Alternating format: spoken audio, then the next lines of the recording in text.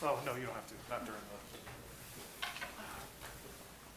From an injury standpoint, do you expect Riley Reed to be able to play this week? We'll hold him out today, probably tomorrow, and get him back on Friday. Right now, I'd say I expect him to play, but things could change. I expect him to play just because of who he is and what he tries to push through, but we'll be smart about it and monitor him through the week. If he couldn't go, it would be Isaiah Prince. That's, as it stands right now, that'd probably be the likeliest scenario. Did y'all have any issues with COVID this week with TJ Watt testing positive? How did that kind of play out this week? Just got a text saying we're all good. So that's all I care about right now. Like you just got it now or like today? Or? As I walked into the room. Okay. Yeah. It seems like Trey Hendrickson's been the guy who rushes when a lot of interceptions have happened this season. Why is he so good at creating interceptions from the front line? He's really good at creating pressure just in general, which is why his sack production and quarterback hits is what it is. So yeah, he's been involved in a lot of those plays when the turnovers happen. I would also say this, not to take anything away from Trey, but Sam and the internal defensive line also factors into that, because there's not a lot of space for the quarterback to operate in, and so now your edge rushers can then take advantage of that. Now Trey's won a lot of different ways, around the edge, up and under, through the tackles, and so he's created that pressure, but I think that really speaks volumes to the entirety of the defense when you've got a guy that has that production and is a part of that. But I use the word all the time, relentless with Trey, and that's just when you're relentless like that on every single play and the tackle can't ever take a break, then you're going to have a lot of this turnover production and sack production that he has. Does having a high vaccination rate limit the concerns when you do have things like what happens on Sunday happen? I think just overall it's a concern. We just have to be smart, and we've taken a lot of pride in that as an organization of being as careful as possible, just to make sure that we have a fully healthy team that's able to take the field and play and keep people safe and healthy. And so far that's worked well for us. But as we all know, there's still issues you got to work through, whether you're vaccinated or not. Our unvaccinated guys have done a really good job. There's a small number of guys. They're very mature. They've handled it the right way to protect themselves from any issues that they can face just from being near somebody who possibly could be positive. So the vaccinated guys get tested once a week, right? The vaccinated guys got tested twice this week because of Thanksgiving. So there was new Thanksgiving protocols for the league. So players and coaches all got tested this Monday and this Wednesday. So that's why that information just came back. The unvaccinated players test every single day. I'm not sure that there have been any cases of transmission from one team to the other in any sport, but were you concerned at all just because Watt was, close to Joe and competing with guys last week? My concern level wasn't 0%.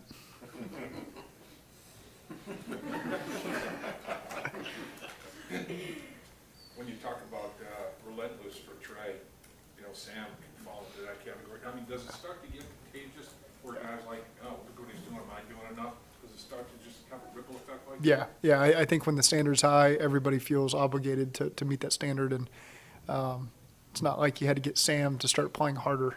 He's the epitome of a hard charger and does everything he can to win, and I think it's the best defensive line I've ever been that way as a whole, top to bottom, every player. There's no take a play off. It's everybody's trying to meet that expectation and play together.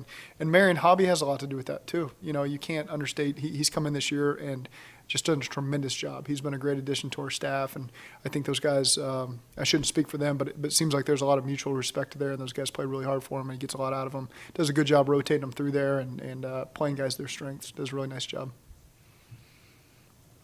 Can you describe Drew Sample's role in the offense and the step forward he's taken this year? Yeah, critical. I mean, Drew, probably doesn't get all the accolades because he doesn't catch a lot of touchdown passes and things like that, but his role is really invaluable, and he and CJ just in tandem together.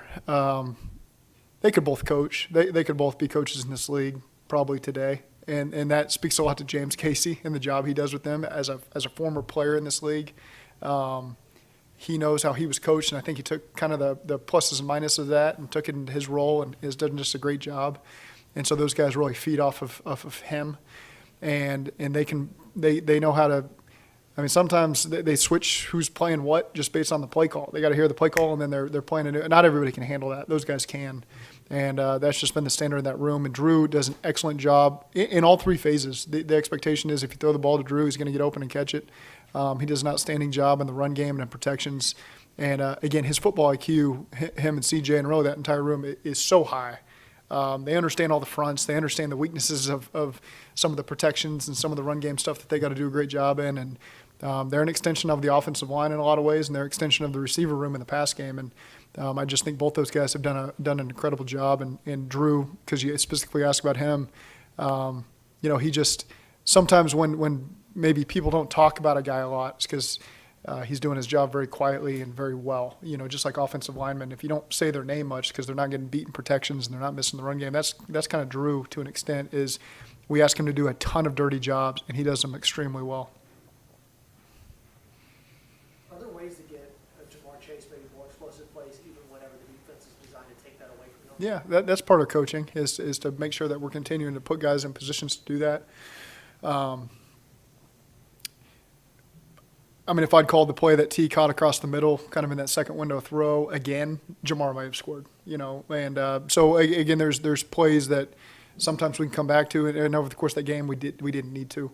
We wanted to play a certain way once the score got what it was, and there's still opportunities. It's if the safety's going to cheat all the way over here to his numbers, then TB and T are going to make big plays, and so we don't lose a lot of sleep about that. And I think that's part of the unselfishness of Jamar and the unselfishness of a lot of our skill players, that they're not upset when they have 3 touches or 4 touches or 5 touchdowns. They don't get to score. They're just really enjoying the success of their teammates, and that's what's special about the group is we're not dealing with all that stuff that comes with premier players not getting as many touches as maybe other guys in the league, and they know that their time's coming. Everybody's poised for a big game. This was T's big game. This was Joe Mixon's big game.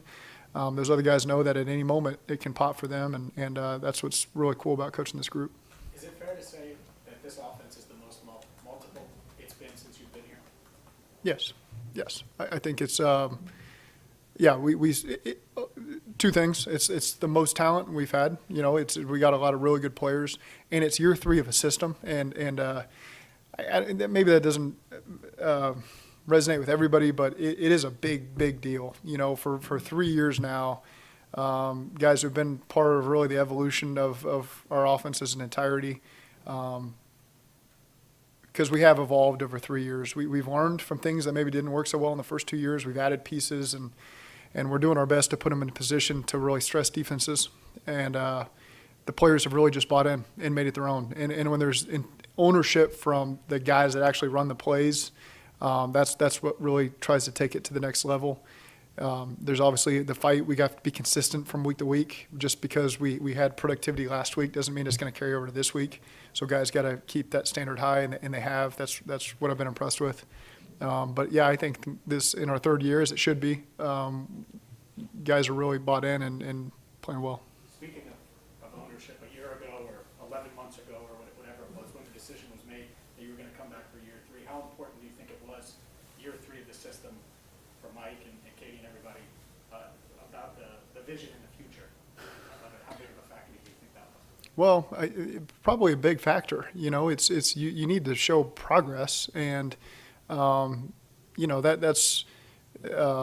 that's why you're always honest and have upfront communication, and it's not like we just speak once a month or once a year. So you can constantly make sure everybody's involved on the direction that things are headed, and that's why there's really no better place to work in this league than right here. And I mean that, just because of the communication that's so transparent, and it's awesome to get to experience. Not everyone needs to see it like I do, but I think that's really important, and I would imagine not every franchise has that. We do, which is cool. But ultimately, you have to show progress on the field for the fans. They buy the tickets, and they show up to the games, and they want a good product on the field, and so it's fun to be able to win at home in front of these people that, like I've said before, spend a lot of their money and their time, and they have a lot of pride too. They want to spend that 6 days talking about a big win, in the city at their job and getting ready for the next one. And that is very important to us. And we've often talked about this home stretch that we have with a lot of home games coming up. And this, in a lot of ways, feels like the biggest game of the year to us up to this point. I know we've had divisional games that felt that way, but this is a team that's right in the thick of it in the playoff race. They're coming to our stadium. And of all the games we play this year, we need the support of the fans more than any other. And we need it to be loud from when we announce the defensive starters running out on the field. I want the other team to feel that from the moment, the environment that we've created here. And we got to keep building off, and I want it to be better and better every single week that passes in the season as we got 4 more home games. We got to give the fans something to cheer about, and I want them to show up and cheer as loud as they can to make it hard for this team. It's kind of a bit of a common thread to those 3 home games coming up too, and that is some of the best offenses in the league, and the Chargers being amongst them. Defensively, this is couching this with, you guys play a lot of great offenses, and the respect to everybody you've had, obviously Aaron Rodgers in Green Bay, but do you feel like this is a new challenge for this defense of what this stretch is going to be, and then potentially into the playoffs, of really how high they can raise up to really a different level of what some of these offenses are capable of doing compared to some of the previous ones you've gone through? Yeah, it certainly doesn't get any easier now when we hit the stretch, but our focus has got to just remain on the Chargers, and it is. That's all that's going on in this building is what Justin Herbert and Keenan Allen and Austin Eckler and this whole group on offense brings to the table. And trust me, there's nobody looking past that, because we saw them against Oakland the week, whatever. That was a bunch of tape we watched on offense, and they put on a heck of a performance. They won 28-14. They played very much how we wanted to play that game, and so I've got a lot of respect for what they're doing. They're capable. They have tons of weapons, tight ends, backs, linemen, great quarterback, and so it's a challenge, and we will not look past them for 1 second. And this is the biggest game of the season up to this point for us. Why do you think? Sorry, Go ahead. Lou talked about feeling there's an 11-game sample size in this defense right now. You feel like it has been consistent despite maybe some of the ups and downs. I mean, do you feel like you have a true feel of what they can look like against a guy like Herbert and all the weapons that you mentioned? Like, Charlie, you have really have a good feel? Or are you still kind of curious to see how they maybe respond to a challenge like that? It's interesting because every offense is just different. They might have a great quarterback, but their style of system is just different. And so just every team presents its own challenges to where it's I feel like we have a really good defense. And you're right, there's a big sample size there. We expect them to play their best this Sunday against the Chargers. You mentioned when the defensive starters are announced. Is there any rhyme or reason to that? Do you just alternate them game to game, or do you pick for a certain reason? No, we rotate them. That's okay. Yeah. As someone who's done it a handful of times, is the whole thing with West Coast coming East Coast for a 1 o'clock game, is there too much made of that, or is it a challenge? I think long travel is always a challenge, but they've done it. They've come out and done it before, So I'm sure they, just like kind of our process of going out west a couple years ago. You do it once, and then you make your notes and you adjust to make sure your players have felt that. So this isn't their first time doing it, and so I'm sure that they're doing the best thing for their players to get ready to play. So again, we just expect their best at 1 o'clock. Well, some would say the Vegas game was bigger because it was coming off the bye and you guys are in a hole. Yep. Some would say the Steelers because it's the Steelers and it's the division. Why maybe this one, do you think? Just because where we are in the season, we're in December now, and a team that's fighting for their playoff hopes, and they have talent all across the board. They have really good coaches, and we really got to set the tone in this month of December, starting with this game. And so again, they present challenges in all 3 phases. They have a really good returner. Again, they've got talent on both sides of the ball, and they put them in really good positions to make plays. And so, again, we've got to set the tone for this last stretch of the season, starting with this one on Sunday. You played him last year, and so you know what Keenan Allen's like. I mean, you're up close and personal what his skill set is and things he can do and can't do. But this year, it's a totally different schematic. Offensively, defensively, doing different things with these players. Does it still help, though, to have played them last year and seen those players out on this very field? To an extent. I think Keenan Allen's one of the best receivers in the game of football. He's been that way for a long time. A lot of individual routes he runs. You show his examples to your guys at different phases of the year. the schemes are different from last year, and it was the first game of the season. That feels like years and years ago. But it does help when some of your guys, you look at our secondary, there's the corners, none of them are the same as last year. So none of them saw Keenan out. I can't remember if the Steelers played, I don't remember who played against them or not, but none of those guys were here when we did it. So it probably doesn't help our Sam Hubbard much to have played against Keenan Allen last year. So I'll let those guys answer that question after this game. When Brandon Staley was with the Rams last year, did he ever come up in a conversation with Sean, just, how sharp this young guy is that I've got? Or? No, I know those guys had a ton of respect for him, but specifically had conversations about him. Not that I remember. Based off everything that's happened this week in college football, and I'll preface this by saying I know you're only focused on the Chargers, but given your ties to the University of Oklahoma, your name has come up as a potential target for them. Would you have any interest if that were to come across your desk? No, absolutely not. We put in too much work here. I've got too much respect for an organization that took a chance on a young guy that not many people would, and had the patience to stick through 2 difficult years with this vision in place of nothing that's been completed yet. So absolutely, there's 0% chance that you would ever consider something like that. All right, good. Thank you. Exactly.